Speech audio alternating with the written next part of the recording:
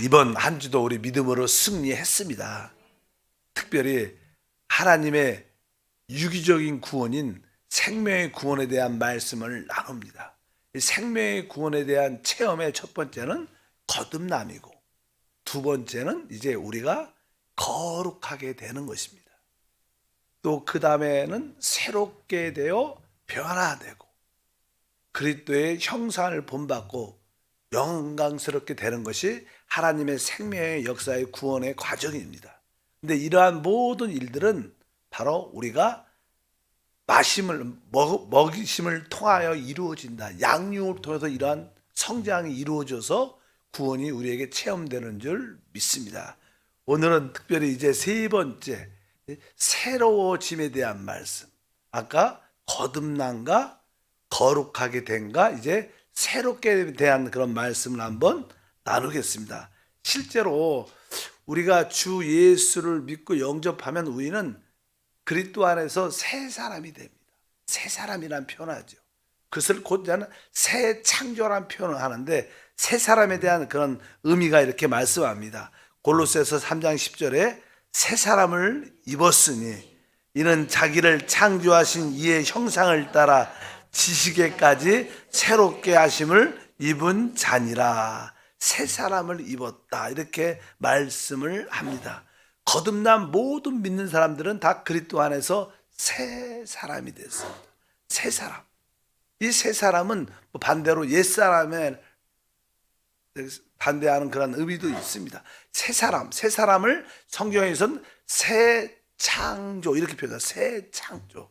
그래서 우리가 고린도후서 5장 17절에도 그런즉 누구든지 그리스도 안에 있으면 새로운 피조물이라 이전 것은 지나갔으니 보라 새 것이 되었도다. 여기서 새 것은 새 창조가 됐다는 거예요. 그러면 이 새 사람, 새 창조의 의미는 무엇인가? 사실 하나님이 이 우주, 이 만물을 창조할 때 구약에 보면 하나님이 이 만물을 창조해도 하나님 자신을 그 만물 안에 넣지는 않았습니다. 별개 따로따로죠. 창조, 만유와 만물과 하나님은 따로 이렇게 분리되어 있었는데, 이제 이 새 사람, 새 창조는 하나님의 본성을 사람 안에 넣으신 거예요. 우리가 말씀이 육신으로 이 땅에 오셨다는 그런 의미가 포함되어 있죠. 그래서 이제 하나님의 본성을 사람 안에 우리 안에 들어오신 겁니다. 그래서 우리 안에는 이제 사람, 인성의 요소만 있는 것이 아니라 하나님의 본성, 신성의 요소도 우리가 가졌기 때문에 우리는 이제 어떻게 새 어떤 창조가 된 거예요. 새로운 창조죠. 그러니까 옛 창조는 사람은 사람일 뿐이었는데, 새 창조는 그리스도를 통하여 하나님의 생명이 우리 안에 들어왔기 때문에 우리 안에 새 창조가 되신 줄 믿습니다. 그런 의미로서 그런 뜻을 가지고 있습니다. 원래 구약에 보면 규례에 따라, 율법에 따라 유대인과 이방인의 나누어짐이 있었는데, 그래서 결국 하나님은 바로 십자가에서 그 율법을 폐하심으로 말미암아 유대인과 이방인의 관계를 끊으셨고 분리를 없애시고 하나로 만드시고, 그 가운데 하나님의 본성, 하나님의 생명을 그 가운데 넣어줌으로 말미암아 이제 그리스도 안에서 유대인이나 이방인들이 다 한 새 창조물로 하나님이 모든 것을 시작하셨습니다. 우리가 에베소 2장 15절도 그런 맥락이죠. 법조문으로 된 계명의 율법을 폐하셨으니 이는 이 둘로 자기 안에서 한 새 사람을 지어 화평하게 하시고, 이제 더 이상 그리스도 안에서는 이방인과 유대인의 구별이 없고, 이제 그 둘이 다 한 새 사람으로 만들어지고, 그 한 새 사람이 바로 새 창조다. 그래서 이 새 창조의 핵심은 사실 하나님의 생명, 하나님의 본성이 우리 안에 연합된 그런 의미를 가지고 있습니다. 그래서 이 새 창조는 옛 창조에서 시작돼서 결국 새 창조로 변하는 겁니다. 하나님은 새 창조의 역사를 지금 이루시고 계십니다. 그래서 결국 늘 말씀하는 것처럼 이제 이 옛 하늘과 옛 땅도 어떻게 새 하늘과 새 땅이 될 겁니다. 그리고 새 하늘과 새 땅에 어떤 새 창조가 새 사람이 살게 되죠. 그냥 옛 하늘과 옛 땅 그대로 새 사람이 사는 게 아니라 하늘도 땅도 이제 새 창조된 우리가, 즉 하나님과 우리가 연합된 우리가 그곳에서 영원한 통치를 갖게 될 것이다. 이러한 하나님은 새 창조를 이루시는 놀라운 역사를 행하시는 줄 믿습니다.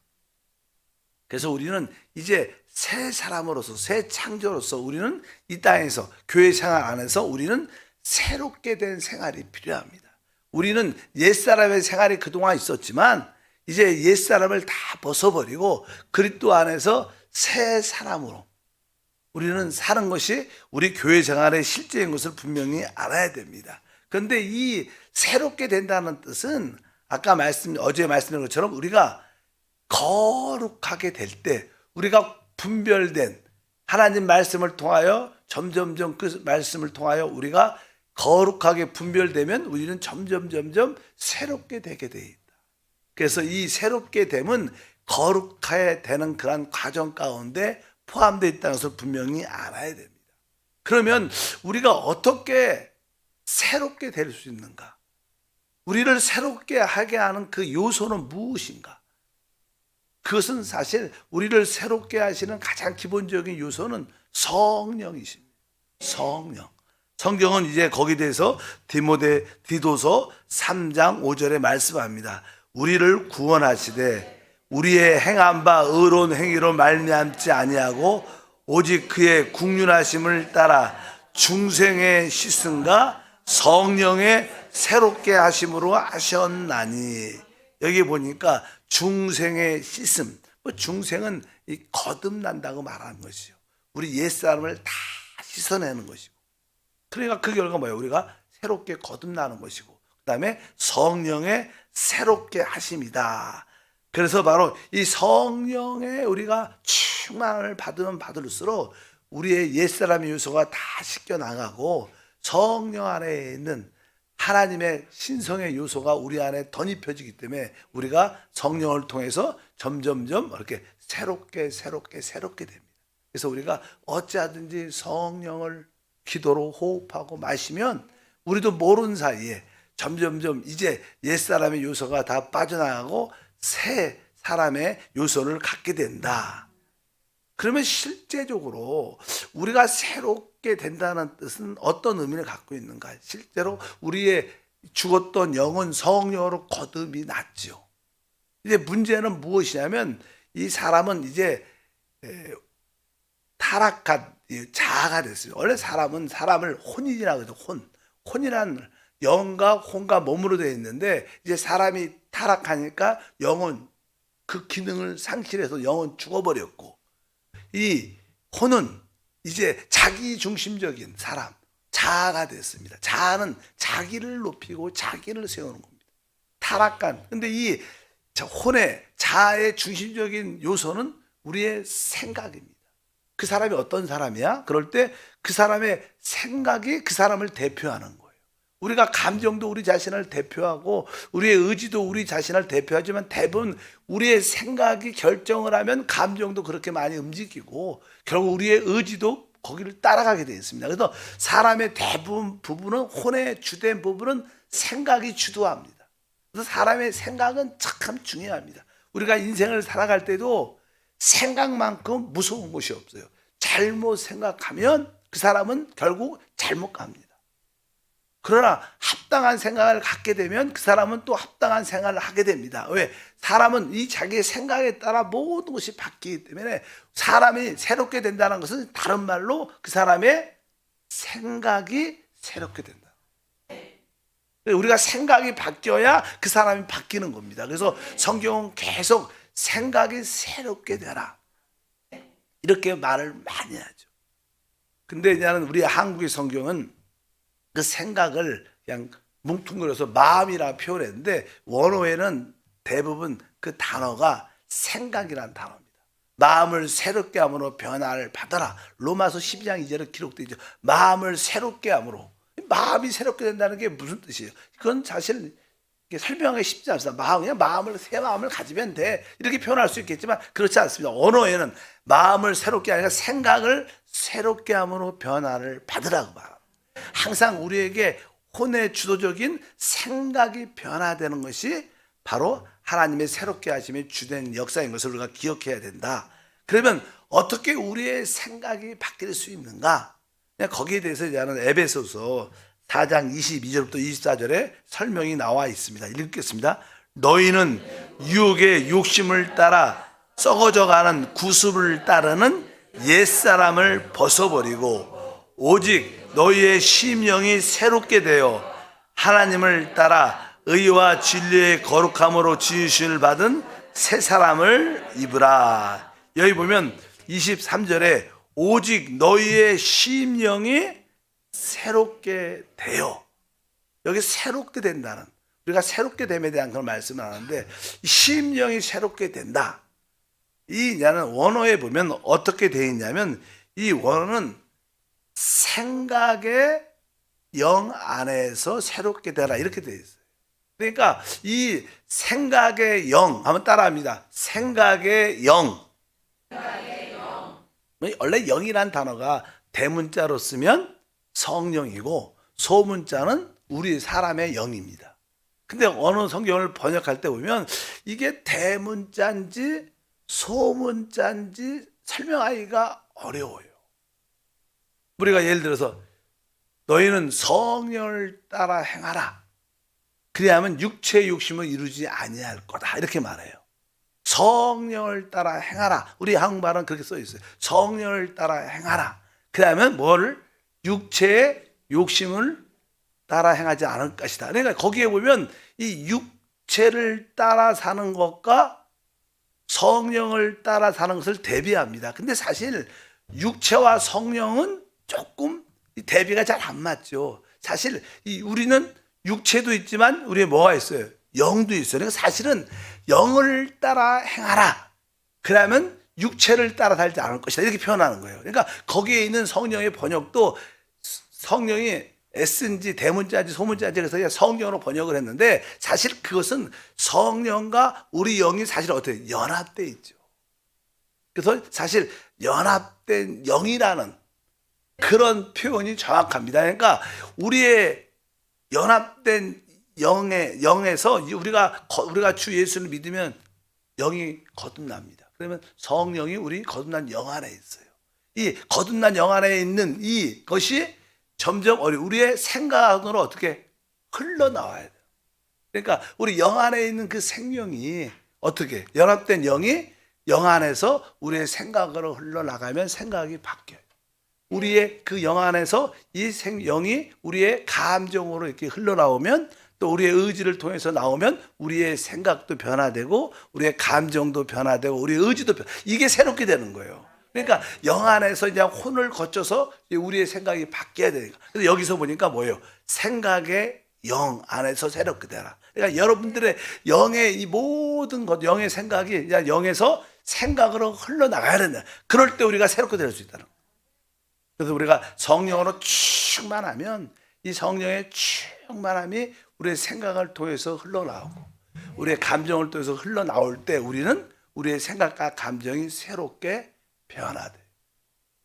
그런 뜻으로 이제 심령이 새롭게 되라. 이 뜻은 뭐예요? 바로 이 연합된 영이 우리의 생각을 적셔야 된다는 거예요. 흘러나와야 된다. 그럴 때 우리는 새롭게 된다는 그런 의미를 우리 모두가 갖고 있는 줄 믿습니다. 빌립보서 2장 5절도 읽어보면 너희 안에 이 마음을 품으라. 곧 그리스도의 예수의 마음이니. 여기도 저는 마음이라고 번역을 해놨어요. 근데 조금 우리 한국 원어 영어나 보면 여기는 다 생각입니다. 예수 그리스도의 생각을 가져야 된다는 거예요. 왜? 사람은 변화되려면 생각이 바뀌어야 변화되는 거예요. 그래서 이 원어에도 생각이란 단어입니다. 항상 우리는 예수의 생각을 우리가 가져야, 우리 생각이 아니라 옛사람의 생각이 아니라 예수의 생각을 가져야 우리가 진짜 변화되고 우리가 품을 수 있는 그런 사람이 돼야 될 줄 믿습니다. 에베소서 4장 22절 다시 읽어보면 너희는 유혹의 욕심을 따라 썩어져가는 구습을 따는 옛사람을 벗어버리고. 우리가 늘 옛사람을 벗어버린다. 옛사람을 벗어버린다는 것은 우리의 자아를 거절하고 부인하는 겁니다. 주님께서 말하죠.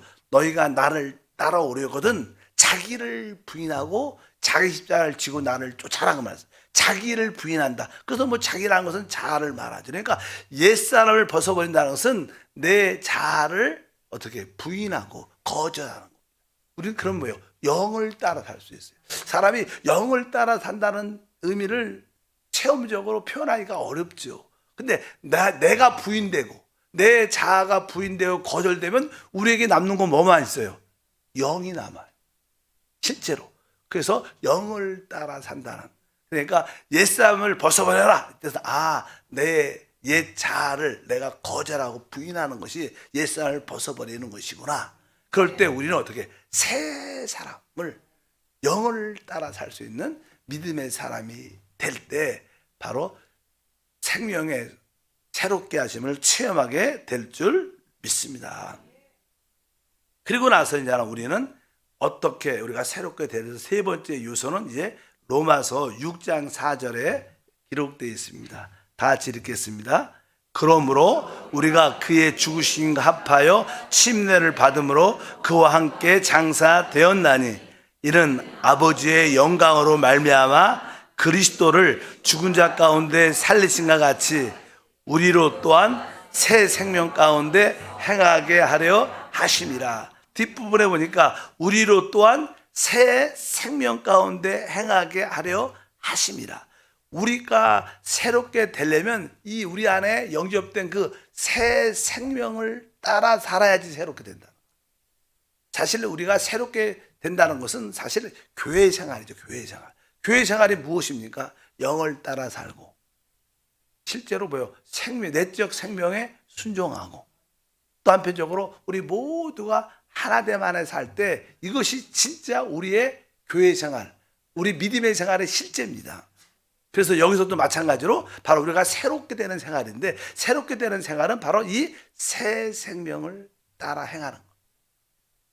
그래서 여러분들이 항상 내적인 생명의 느낌에 순종해야 진짜 우리는 어떻게 새롭게 변화를 받게 된다. 이렇게 말씀을 드릴 수 있습니다.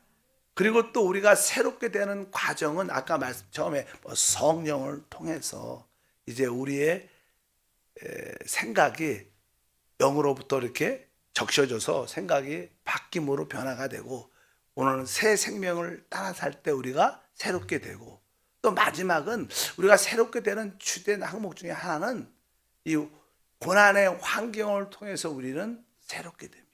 우리 삶 가운데 늘 고난이라는 게 늘 있습니다. 근데 이러한 고난은 점점점 우리를 결국 이렇게 바뀌게 만들어 달라지게 만들 수밖에 없다. 그래서 나는 사도 바울은 고린도후서 4장 16절에 말씀합니다. 그러므로 우리가 낙심하지 아니하노니 우리의 겉사람은 낡아지나 우리의 속사람은 날로 새로워지도다. 이제 우리가 날로 우리의 속사람, 우리의 영이 새 사람이 새로워지는 길은 다른 것이 아니라 진짜 우리의 겉사람이 낡아진다. 그래서 어떻게 보면 우리의 인생은 누림이 있지만 누림보다는 고난이 훨씬 많죠. 모르겠어요. 보통 그냥 고난이 많나 인생의 즐거움, 누림이 많나 이렇게 보면 사실 많은 사람들은 대부분 고난이 더 많다고 표현. 누림도 우리에게 있지만 그래서 어떤 여자분들은요 결혼을 하면 남편들로부터 이야기를 많이 들어서 고난이 많아.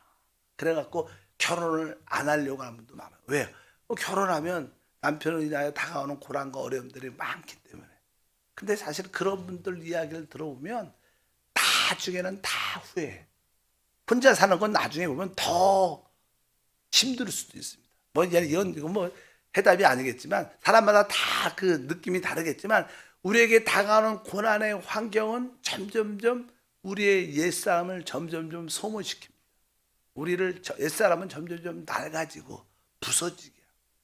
그래서 우리의 겉사람은 점점점 쇠해지고 낡아지고 파쇄되지만 그러나 우리의 속 사람은 계속 어떻게 날로 새로워지면서 우리는 어떻게 돼? 새롭게 된다니까. 우리에게 다가오는 모든 고난은 실제로 그리스도 안에서 우리를 어떻게 새롭게 하는 과정. 그래서 너무 고난과 어려운 환경을 두려워하지 말고, 내가 이번 기회를 통해서 이런 환경을 통해서 내가 좀 더 나의 생각도 내 감정도 바라보는 어떤 가치 기준도 바뀌어야겠다.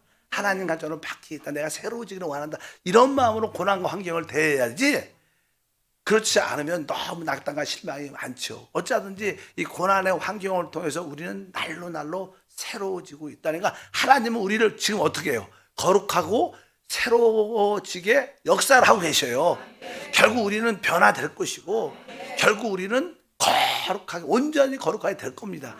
어제 말씀드렸죠. 그래야지 우리가 거룩한 성, 새 예루살렘에 조성되고 들어갈 수 있어요. 우리가 거룩하게 되지 않고 새롭게 변화되지 않으면 새 예루살렘의 천국, 소위 말하는 천국에 들어갈 수가 없죠. 사실 뭐 변화도 안 되면 거기를 왜 데리고 가요? 결코 그렇지 않습니다. 하나님은 우리를 끝까지 우리를 거룩하게 하고 결국 변화시키고 우리를 그리스도의 형상을 본받게 해서 영화롭게 만들고 바로 새 예루살렘 성의 그러한 구성 요소로 우리를 삼으실 겁니다. 그러니까 이것은 생명의 구원의 역사가 우리 안에 이루어지고 있다는 사실입니다. 그러니까 우리가 고난과 환경도 두려워하지 말고 내가 새롭게 변화되고 하나님의 형상을 본받는 그런 과정 가운데 있다. 지금 생명의 구원이 내 안에서 역사하고 있다. 이렇게 바라봐야지. 왜 인생이 힘들고 왜 나만 어렵게 되는지, 문제가 많은지 종종 성도들끼리 부딪히끼리 사람의 부딪힘으로 힘들어하죠. 그러나 그런 관계가 뭐예요? 우리를 변화시키기 위한 하나님의 과정입니다. 그냥 사람과의 관계에서 시험 들어서 물러나고 뒤돌았으면 우리는 변화를 갖지 못합니다. 하나님은 우리를 새롭게 변화시키는 생명의 구원 과정 가운데 우리 안에서 역사하고 계시다. 여러분들이 그것을 믿으시고 또 우리 주님은 결국 우리를 온전히 거룩하게 만드실 겁니다.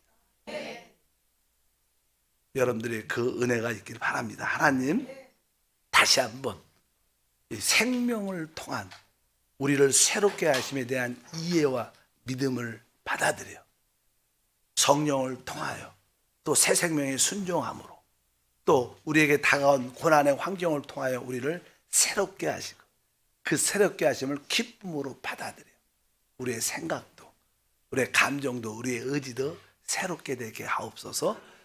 귀한 예물 드립니다. 예수 이름으로 기도함나이다. 아멘.